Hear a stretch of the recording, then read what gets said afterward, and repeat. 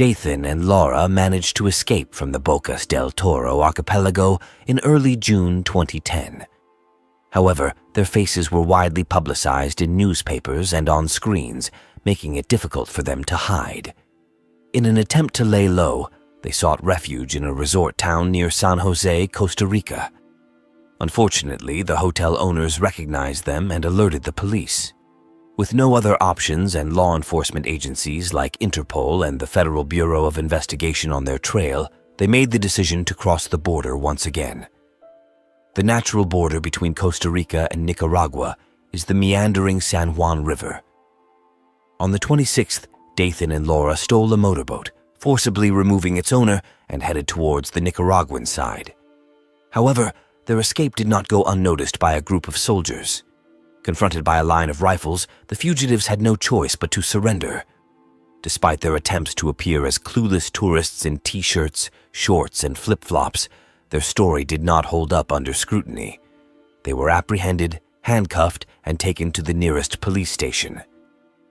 Meanwhile, Cheryl Hughes and her husband, Keith, were living a blissful life on a tropical island in Panama. It was a dream come true for them, leaving behind their mundane jobs and moving to an exotic country to own their own piece of paradise. Cheryl fell in love with the beauty of the Bocas del Toro archipelago during a visit with her boyfriend, Keith Whirl, in 2000. After 7 days of contemplation, they decided to make it their permanent home. Cheryl used her savings from traveling the world to purchase their own tropical island. Prior to their island adventure, Cheryl and Keith had met in Florida 7 years earlier.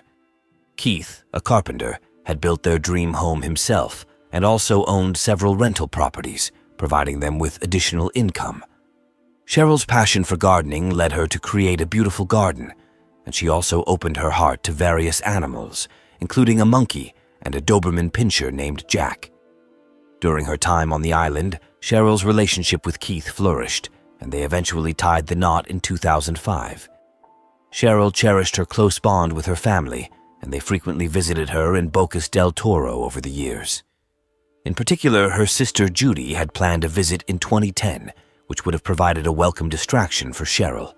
However, their marital bliss experienced some bumps along the way, leading Keith to temporarily leave the island. Although Cheryl was devastated, their love for each other remained strong, and those around them believed that they simply needed time to reconcile. Against this backdrop, Cheryl's sister eagerly anticipated their reunion, discussing various activities they could enjoy together. However, Cheryl's sudden silence in response to calls and messages raised concerns for Judy. She reached out to Cheryl's friends in Panama, who informed her that Cheryl was not at home and had likely left. When Keith discovered that his wife had departed the island, he was surprised, but had an inkling of where she might be. Cheryl had previously mentioned her desire to live in Panama City, a bustling metropolis where she could find solace and contemplate her separation from Keith in a peaceful environment. It was not uncommon for people in Panama to move back and forth between locations, as it added to the allure of the islands. Nevertheless, Cheryl's disappearance, leaving behind her home, belongings, and unanswered communication, seemed inexplicable. Then, a message arrived from Cheryl, stating that she had gone swimming. While this initially provided a glimmer of hope, it quickly faded as several more days passed without any sign of her. Another message arrived, this time addressed to Keith, revealing that she had met someone else and believed he was superior to him. This declaration prompted Keith to dig deeper into the situation. He directly contacted Cheryl's closest friend and inquired about the possibility of his wife being involved with another man. Keith's friend reassured him that Cheryl truly wanted to reconcile with him, dispelling any notion of her running away. Keith noticed a peculiar change in Cheryl's messages. They were written in a style completely unlike her usual manner. Even her emails, which were typically well written with no abbreviations, now consisted of all capital letters and abbreviations. The messages abruptly ceased, prompting Cheryl's Aunt Mary to contact the embassy in Panama for assistance. The embassy's response was disheartening, stating that disappearances were common and Cheryl would need to reach out herself if she wished to be found. However, Cheryl's failure to contact her father on his birthday left no doubt that something was amiss. Concerned friends began to speculate on the sudden disappearance, recalling another American, Bo Eisler, who had vanished from the island months prior. The situation on the picturesque islands of Bocas del Toro was becoming increasingly dire, with Cheryl's disappearance potentially linked to Bo's sudden departure. Bo, a quiet man who had relocated from Santa Fe, New Mexico, had sold his house to another American, William Adolfo Cortez, before disappearing without a trace.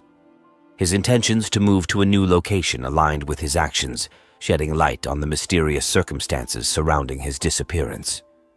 Bo had informed his friends about his intention to sell the house and relocate to a new place. Evidently, he followed through with his plan. However, the memory of Bo's house continued to trouble Keith, Cheryl's spouse. Once Bo had departed, the house appeared as if its owner had just stepped out momentarily. Towels were draped over a chair, dirty dishes were stacked in the sink, his shoes and can were placed by the entrance. It was peculiar. Consequently, rumors started circulating. 2 Americans had vanished. Was there a connection between their disappearances? Concern arose among mutual acquaintances of Bo and Cheryl when it was discovered that Bo had ceased paying his bills, a behavior completely out of character for him. Subsequently, they reached out to the authorities. Unfortunately, the police had no basis to launch an investigation since 2 adults who had previously expressed their desire to leave had gone missing. As a result, Bo and Cheryl's friends sought assistance from another expatriate, Don Winner, who owned a news site for expats residing in Panama. Don, who had a background in American military intelligence, had settled in Panama long ago. The case of the missing Americans piqued his interest. He journeyed from Panama City to Bocas del Toro and began conversing with the locals to gather information about the situation. It became evident that Bo and Cheryl could not have simply vanished and abandoned everything. Upon investigation, Don discovered that Cheryl's and Bo's passports had not exited Panama, indicating that they were still in the country. The question remained, where were they? Another clue led to a man living among them, Bo Eisler, who had departed the previous autumn.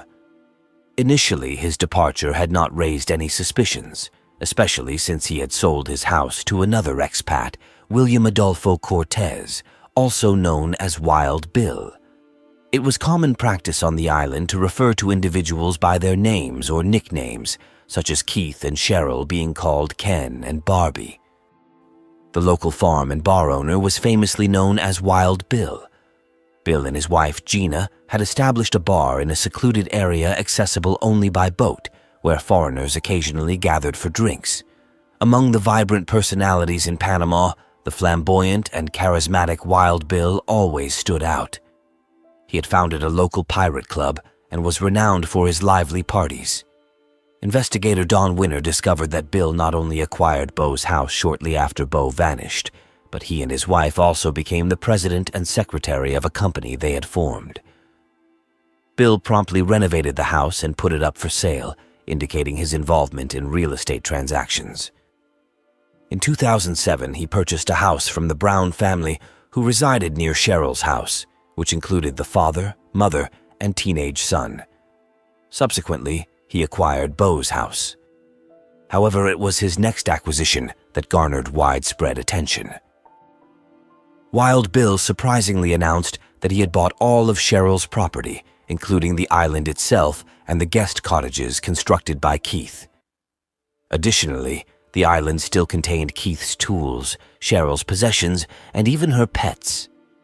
Bill claimed that Keith would address the issue with his wife upon her return. Keith requested the return of at least the dogs and tools. Bill complied by returning 1 dog and several tools. Keith had no intention of confronting Bill, especially since everything was registered under Cheryl's name, giving her the right to sell the property without informing her husband. Nevertheless, Keith found it hard to believe. Money was never a point of contention between them. The island had become their sanctuary, and Cheryl was not the type to act in such a manner. Even her relatives shared the same sentiment. Cheryl's aunt, Mary, decided to contact Wild Bill directly. She requested to review the property sale document. Bill claimed to have signed a non-disclosure agreement. Mary insisted on seeing the agreement and inquired whether Cheryl had disclosed her plans to Bill. Bill claimed that he had relocated to an apartment in the capital. Mary inquired about Cheryl's belongings, to which Bill reassured her that he had sent them, along with valuables and money, through an air courier as per Cheryl's request. Mary insisted on seeing the receipts for these items, as she doubted Cheryl would allow a stranger to rummage through her belongings for jewelry. However, there was more to the situation. It puzzled everyone why Cheryl's dog, Jack, repeatedly swam 2 kilometers to Bill's house. Despite this, Bill had other concerns occupying his mind, causing him to withdraw from conversations and appear visibly nervous. There was a reason behind his behavior. Don's investigation into the rumors led him to believe that Bill held the key to finding Bo and Cheryl. Bill was the common link between them, having acquired their property while they both vanished. Don Winner decided it was time to involve the authorities and urged Keith to do the same. Keith traveled to the capital and informed the Directorate of Judicial Investigation, Panama's equivalent of the Federal Bureau of Investigation, about the entire situation. They took Keith seriously and initiated their investigation. However, despite the suspicions, there were no indications of criminal activity, leaving little to investigate. Then, Don had an idea. He had heard rumors about Wild Bill owning an illegal AK-47 and using it to impress his friends. Don suggested that the police conduct a search, arrest Bill for possessing the weapon, and explore his potential involvement in the disappearance of Bo and Cheryl. The police acted upon this suggestion. In July, they stormed Wild Bill's house in uniform, only to find the owners missing. The search began, with the police looking for weapons when they spotted Jack, Cheryl's dog. Once again, he swam to Bill's house. The dog displayed signs of extreme nervousness, circling anxiously, barking at the policemen, and repeatedly running up the slope as if urging them to follow him into the dense jungle. To their credit, the police officers followed Jack and eventually discovered a recently dug pit. Meanwhile, Keith patiently waited at the bottom of the hill. Witnessing the officers ascend with shovels, he observed their descent 2 hours later, after which they requested him to examine something. Buried beneath a pile of garbage in a shallow grave, the police uncovered the lifeless body of Cheryl Hughes. A single gunshot wound to the back of her head revealed the cause of her demise. It was at this moment that Keith finally comprehended why Jack persistently returned to Bill's house, swimming a distance of 2 kilometers only to stand by his deceased owner's grave. However, the horror did not conclude there. As the police continued their search of Bill's property, they stumbled upon another mound of earth, concealing the remains of Bo. Similar to Cheryl, Bo had also suffered a fatal gunshot wound to the back of his head. Furthermore, within Wild Bill's residence, the police discovered a plethora of incriminating evidence. Documents belonging to Cheryl and Bo, as well as Cheryl's phone, which had been used to send messages. Consequently, the police issued an all-points bulletin for Wild Bill and his wife Gina, suspecting their involvement in the crimes. Unfortunately, they were too late. Bill and Jane had vanished. On June 11, 2010, while on vacation, they received news from a friend that the police were present at their home. That very night, they fled to Costa Rica, where they continuously changed hotels in an attempt to evade detection. However, their efforts were in vain, as they were eventually recognized. In a desperate bid to reach Nicaragua by boat, they were intercepted by soldiers at a checkpoint. It was at this juncture that the man's true identity was revealed. William Dathan Holbert, a 30-year-old fugitive who had been evading American law enforcement since 2006. His extensive criminal history spanned from the idyllic white sandy beaches of Bocas del Toro to the rugged mountains of North Carolina. He was born in that place, played soccer for the school team, got married, became a father to 3 children, and worked as a landscape designer. His employer at the sports center held him in high regard until he embezzled $25,000. This marked the beginning of a series of events. Dathan resigned from his job, left his wife, and fled with Laura Michelle Reese, who later changed her name to Gina Cortez. In 2005, he started engaging in real estate fraud. He sold someone else's house for $200,000. By the time the rightful owner discovered the deception, Dathan had disappeared. Additionally, he sold a stolen car and managed to escape when he was pulled over for speeding in Wyoming. However, after relocating to Panama, his crimes took a more sinister turn. The people of Panama were horrified, unaware of the extent of Dathan's heinous acts. Currently incarcerated, Wild Bill was prepared to divulge all his secrets, which the people of Panama were unprepared for. 27-year-old Laura Michelle Reese refused to cooperate with the police and remained silent. She claimed to have no knowledge about the family who sold them the house in Panama, the amount her husband paid for the property, or the origin of the decorations, chains, and bracelets found on her during the arrest, which belonged to Cheryl Hughes. On the other hand, Dathan surprisingly displayed a friendly and talkative demeanor. He happily conversed with journalists in Spanish, expressing his joy at returning to Panama. Dathan confessed that he lured Bo under the pretense of a meeting with his lawyer regarding the house sale, and then shot him in the back of the head while they were on his boat. As for Cheryl, their interaction began with friendly gatherings and dinners at his house. He then led her to a spot behind the house to see some animals, and when she turned around, he killed her. The motive was clear: money. He desired to take possession of their property. Even the most seasoned police officers were shocked when they learned about Dathan's other atrocities.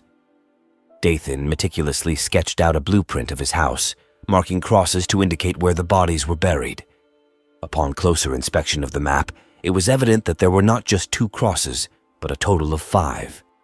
The tragic victims included not only Cheryl and Bo, but also the Brown family, the father, mother, and their teenage son, who were the previous owners of Wild Bill's house. Dathan stumbled upon Michael Brown's house listing and reached out to him. After arranging a meeting, Dathan initially intended to rob Michael, but upon seeing the secluded and scenic location of the house, he decided to take a more sinister route and plotted to murder him and his family. During their conversation, Michael disclosed his financial affairs, revealing that he managed his assets through a shell company with bearer shares. This meant that whoever held the shares was the rightful owner of the corporation, including Michael's property in Panama. With a devious plan in mind, Dathan contemplated that by eliminating Michael, he would inherit the shares and the valuable real estate. Under the guise of being a guest, Dathan cunningly persuaded Michael to show him the well he had dug on the property. Seizing the opportunity, Dathan shot Michael in the back of the head at the well. He then lured Michael's teenage son to the same spot and mercilessly killed him as well. Subsequently, Dathan encountered Michael's wife in the garden and callously ended her life too, ensuring that there were no survivors. To cover his tracks, Dathan fired additional bullets into each victim. In the owner's cabin, he claimed to have discovered crucial documents and bank account passwords. However, following the tragic fate of the Brown family, speculations arose that Dathan may have resorted to coercion before carrying out the heinous murders. Michael stored his money in Hong Kong and regularly transferred small amounts to Panama. Dathan, on the other hand, needed a new card and PIN because he couldn't remember the old one. To avoid the hassle of identity confirmation in Panama, he sent his request to Hong Kong. After a while, Dathan received the new card in an envelope at the post office. All he had to do was claim that he was picking it up for Michael Brown. In a shocking revelation, Dathan admitted to killing another American named Jeffrey Klein.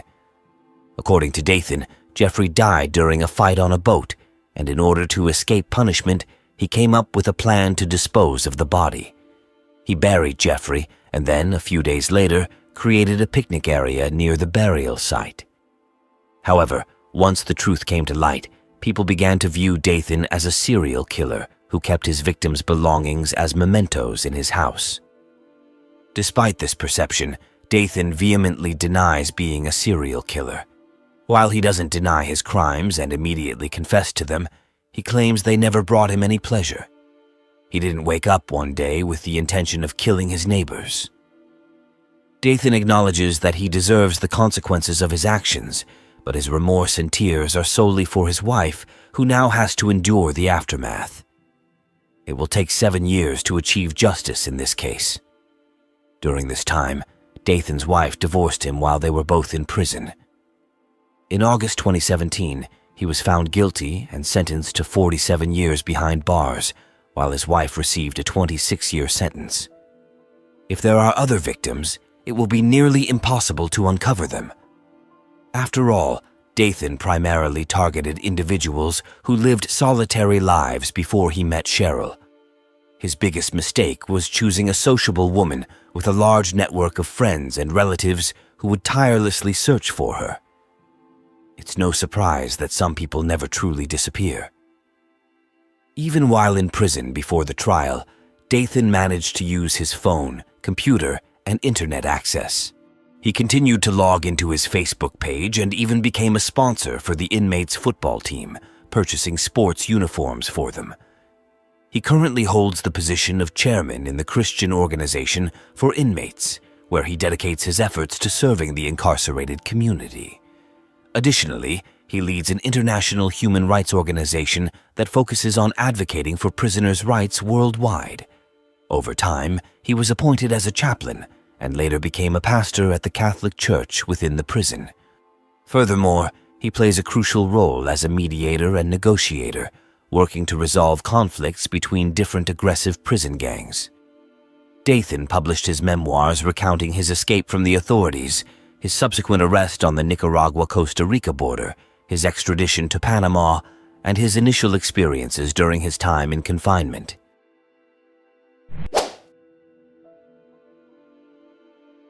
A tragic chapter in American history unfolded 4 decades ago when a young girl was discovered brutally murdered in a New Jersey cemetery. Her visage was so severely damaged that identification was impossible, leading the public to affectionately name her Princess Doe, a haunting reminder of a life extinguished far too soon. For years, her true identity remained shrouded in mystery, until now. Princess Doe has been revealed as a previously unidentified teenager from West Babylon, New York, whose life was cut short on July 15, 1982, in Cedar Ridge Cemetery, Blairstown, New Jersey. The brutality of her death left her face unrecognizable, capturing national attention and igniting a fervent desire among the public to uncover her story and seek justice. She became the first unidentified victim to be recorded in the National Crime Information Center. On that fateful Thursday morning, a gravedigger stumbled upon the lifeless body of a young girl, positioned on her back near a steep bank leading to a creek. The condition of her remains made it impossible to ascertain even the color of her eyes. Clad in a red short-sleeve shirt, she had a peasant-style skirt draped over her legs, yet no shoes or undergarments were present. While no definitive signs of assault were evident, the advanced state of decomposition complicated any conclusions.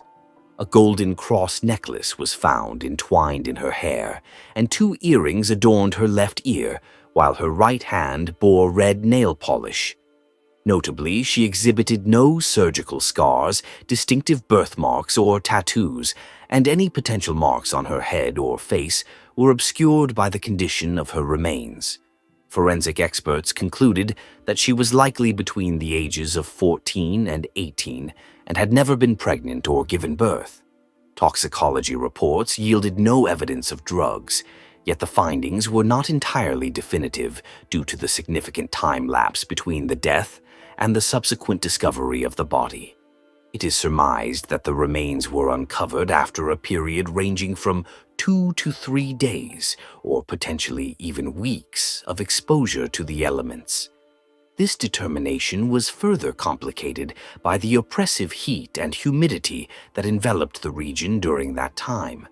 Forensic analysis revealed that the young girl had made valiant attempts to resist her assailant, as evidenced by visible injuries to her hands and arms.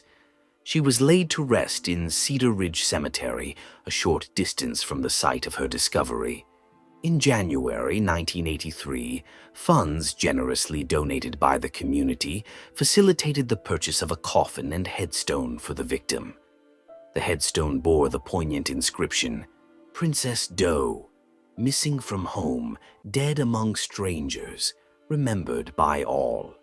For many years, Princess Doe was believed to be Diane Janice Dye, a teenager who had gone missing from San Jose, California on July 30th, 1979.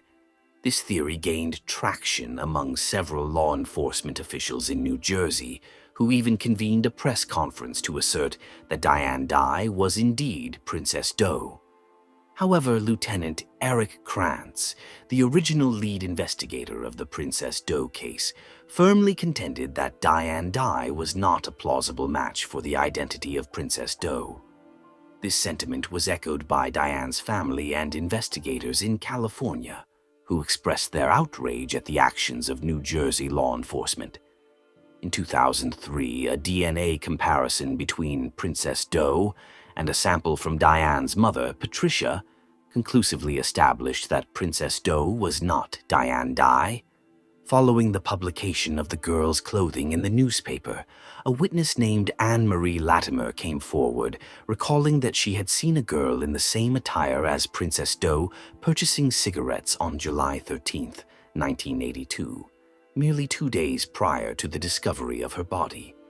Latimer recounted her experience of shopping with her daughter at a supermarket situated opposite the cemetery, where she keenly observed and was able to detail the victim's attire. The shirt and skirt were traced back to a manufacturer located in the Midwestern United States. Despite the absence of brand labels, 3 individuals identified similar garments after viewing photographs, recalling their purchases from a now-defunct store in Long Island. On September 22, 1999, the remains of Princess Doe were exhumed from Cedar Ridge Cemetery in Blairstown for DNA sampling, only to be reinterred in the same hallowed ground. Following the release of a photo composite in 2012, which bore a striking resemblance to several missing girls nationwide, new leads emerged. One theory suggested that Princess Doe might have been a runaway, possibly using aliases while working at a hotel in Ocean City, Maryland.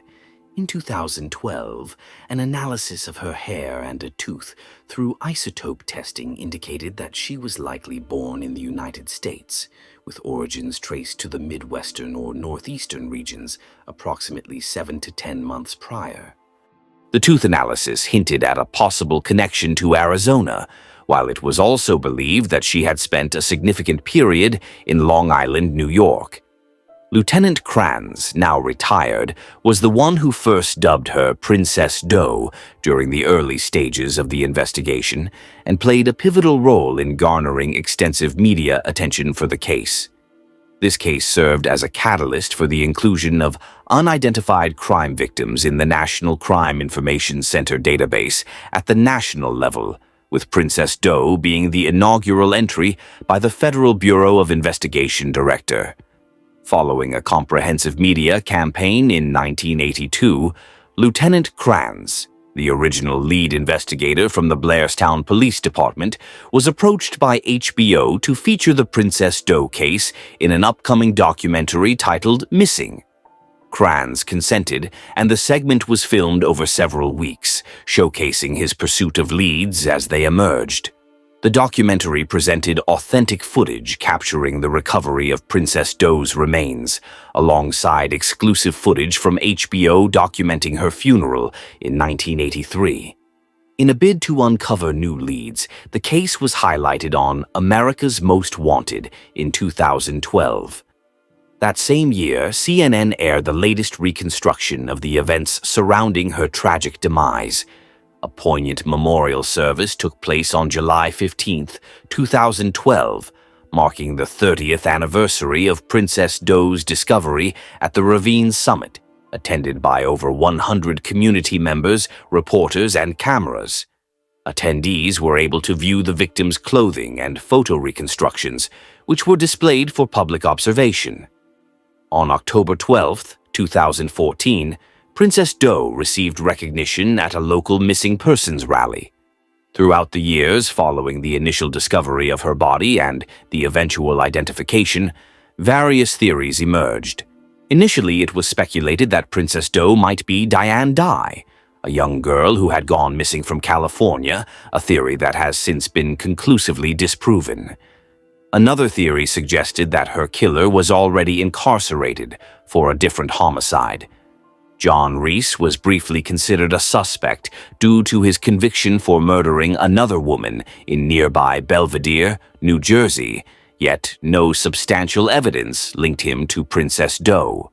Additionally, there were suggestions that she could have been a runaway known to frequent the Ocean City, Maryland area, or a sex worker operating at a local truck stop, though information supporting these claims was largely inconclusive. Strikingly, no one from the local community has come forward to identify Princess Doe, raising questions about her connections in the area. A particularly unsettling theory posited that a Blairstown police officer may have been involved in her death, which purportedly explains the lack of resolution in the case. However, this assertion remains entirely unfounded.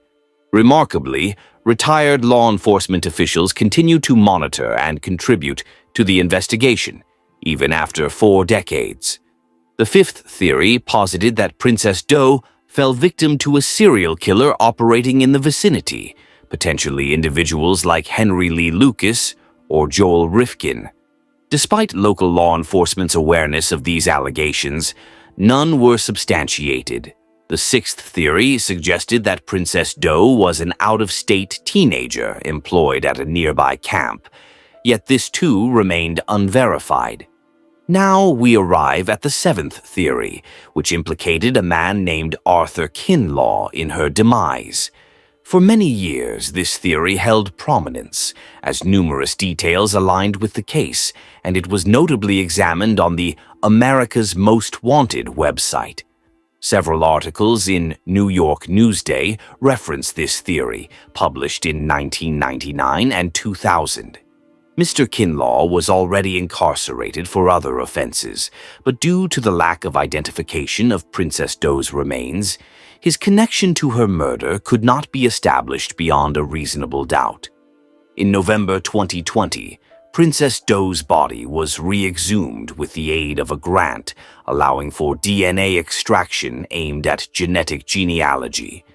By May 2021, investigators were informed by the National Center for Missing and Exploited Children, in collaboration with Astrea Forensics, about the potential to obtain DNA markers from the degraded samples of Princess Doe's remains. On June 18, 2021, investigators received confirmation that Astrea Forensics would proceed with DNA extraction and the construction of a DNA profile. By February 10, 2022, Astrea Forensics reported successful creation of a DNA data file, which was subsequently sent to the consulting genealogist at the National Center for Missing and Exploited Children, Jennifer Moore, who graciously offered to conduct unlimited genealogy testing at no cost. On February 22, 2022, Innovative Forensics announced to investigators that they had identified a potential candidate for Princess Doe. This led investigators to West Babylon, New York, where they met Robert Olenek Jr., the brother of Princess Doe. A DNA sample was obtained from the sister of Princess Doe, which was then analyzed using advanced mitotyping technology to construct a mitochondrial DNA profile. The Union County Prosecutor's Office Forensic Laboratory played a crucial role by generating an STR DNA profile from the sister sample. The results from the mitotyping technology were forwarded to the laboratory, which subsequently sent both the mitochondrial and STR DNA profiles to the University of North Texas Center for Human Identification.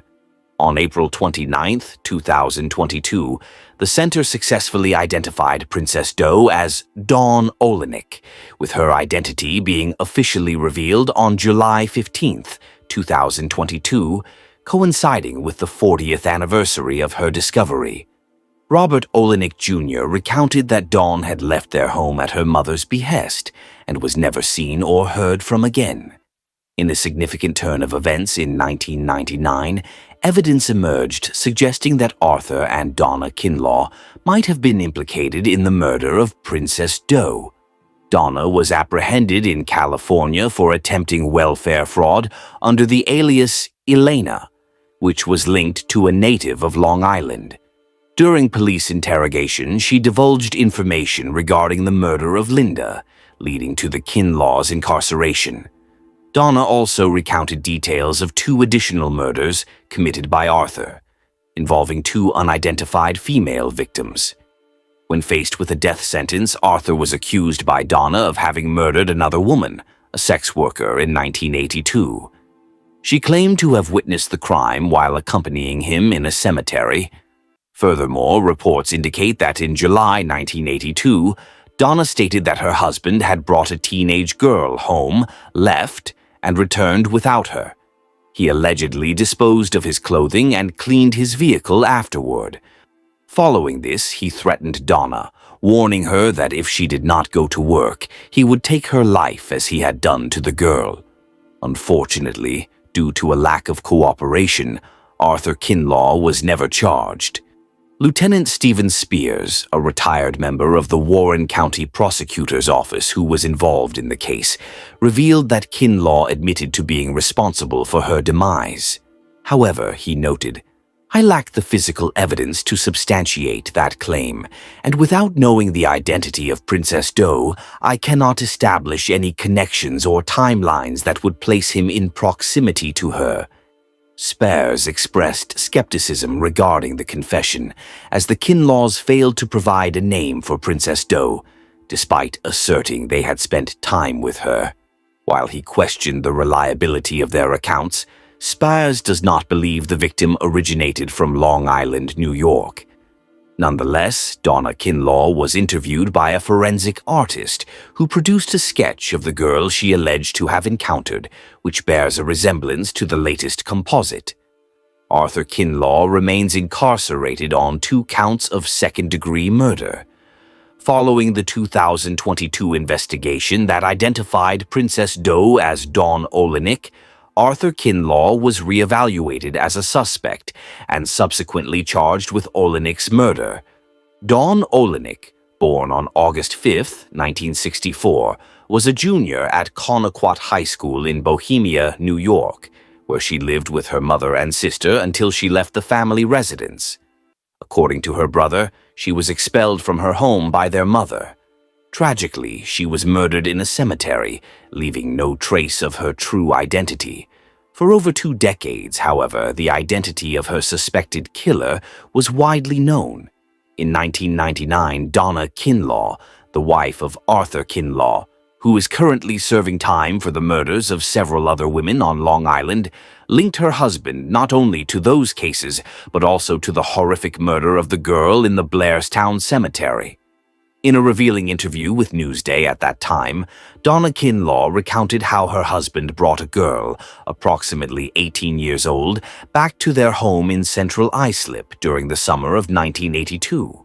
She recounted to the newspaper and the authorities that her husband departed with a woman, but returned home alone, visibly disturbed.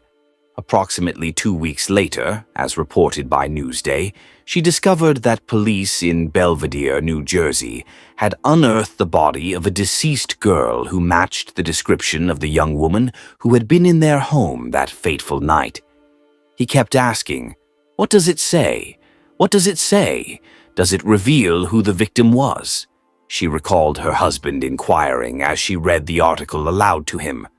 Donna Kinlaw shared with Newsday that she distinctly remembered the New Jersey police referring to the deceased girl as Princess Jane Doe. Shortly thereafter, investigators exhumed her remains to retrieve the femur bone of the murder victim, hoping to utilize her DNA for identification purposes.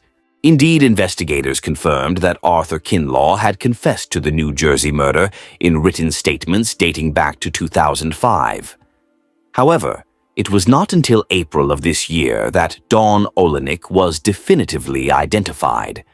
Now 68, Arthur Kinlaw is currently serving time in Sullivan County, New York, for two other first-degree murder convictions from 2000, one of which involved a teenager known only as Linda. In April 1984, in the Bronx, Newsday reported Kinlaw's chilling admission. "I strangled her with my hand. I struck her on the head with a bat. As a result of the ongoing investigation, witness testimonies, and his confession regarding Olenik's murder, Kinlaw has now been charged with one count of homicide. It is believed that after dawn, Olenik rejected his coercive demands to engage in prostitution. He transported her to New Jersey. Their journey culminated in Blairstown, where Kinlaw took her life in Cedar Ridge Cemetery. Neither Olenik nor Kinlaw had any ties to the town.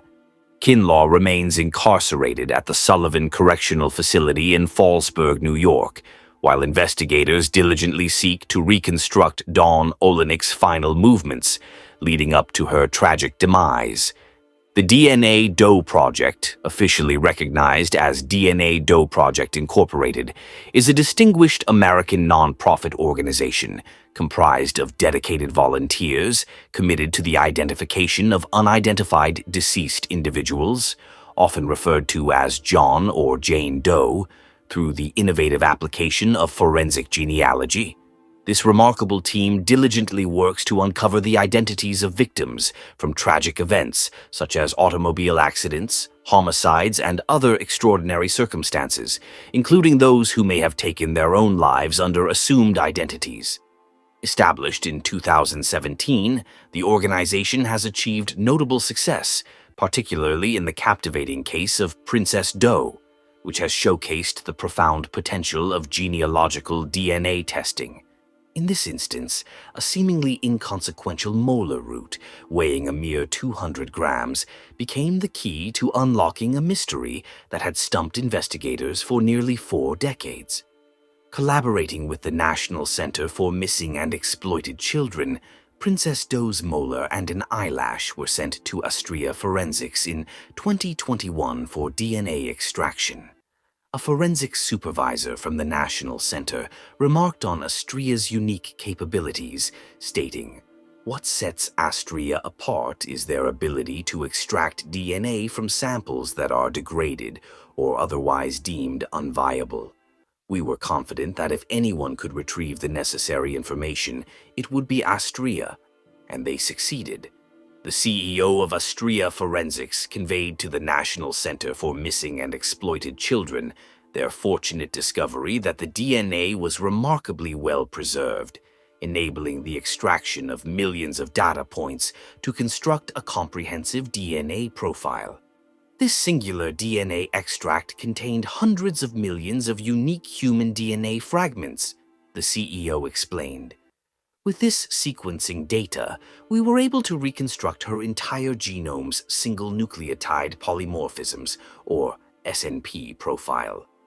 This groundbreaking achievement allowed Astria to provide genotype files to the National Center for Missing and Exploited Children and the Warren County Prosecutor's Office, paving the way for the completion of Princess Doe's genealogy.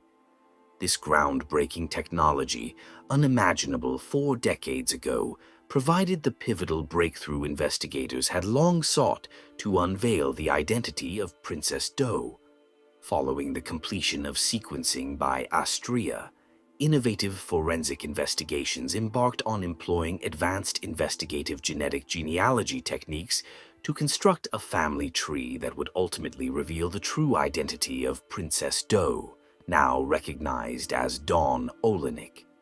This achievement was made possible through the collaborative efforts of every agency involved, remarked Jennifer Moore, CEO of Innovative Forensic Investigations.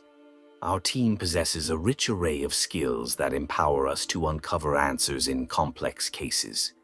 During a recent press conference, Prosecutor Pfeiffer echoed this sentiment, emphasizing that science and technology had transformed the seemingly impossible into reality in this instance. The case of Dawn was profoundly personal for the investigators, whose relentless pursuit of answers and justice never faltered. Dawn's family conveyed their heartfelt appreciation to all who contributed to uncovering the truth surrounding her case. "This is monumental for my family," expressed Dawn's cousin. "I want to extend my gratitude to Blairstown for embracing my cousin as one of their own. It resonates deeply with us." "My cousin will forever hold a place in my heart," he said, gently touching the photo of Dawn affixed to his chest. Blairstown's unwavering commitment and determination were immensely valued. Notably, Princess Doe's case marked a historic milestone as the first unidentified individual to be entered into the National Crime Information Center by Federal Bureau of Investigation Director on June 30th, 1983. This moment has had a lasting impact on the realm of missing and unidentified persons, continuing to play a vital role in ongoing investigations. The entry in the National Crime Information Center has remained active and relevant, with law enforcement's relentless dedication and the infusion of new technologies ensuring that the quest for resolution persists. The remarkable identification of Princess Doe as Dawn Olenek on the 40th anniversary of her tragic discovery is a testament to the fruitful collaboration between law enforcement agencies and experts in genealogical DNA testing.